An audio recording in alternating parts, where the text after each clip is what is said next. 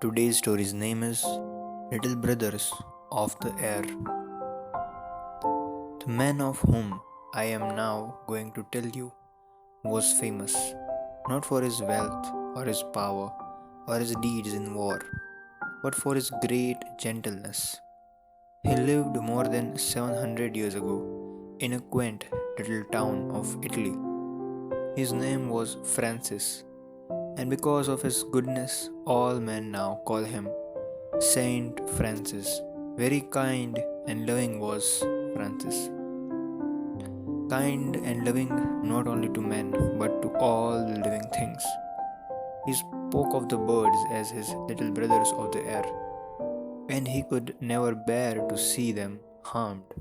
At Christmas time, he scattered crumbs of bread under the trees so that the tiny creatures could feast and be happy. Once, when a boy gave him a pair of doves which he had snared, Francis had a nest made for them, and the mother bird laid her eggs in it. By and by, the eggs hatched, and a nest full of young doves grew up.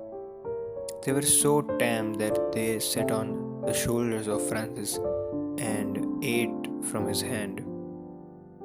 And many other stories are told of this man's great love and pity for the timid creatures which lived in the fields and woods.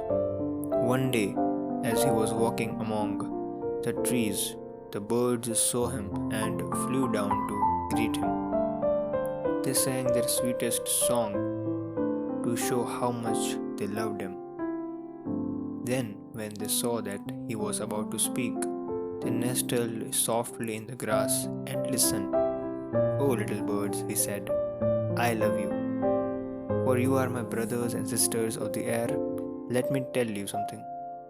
My little brothers, my little sisters, you ought always to love God and praise Him. For think what He has given you. He has given you wings which to fly through the air. He had given you clothing both warm and beautiful.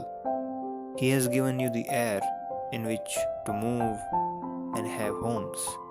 And think of this, oh little brothers, you saw not, neither do you reap, for God feeds you.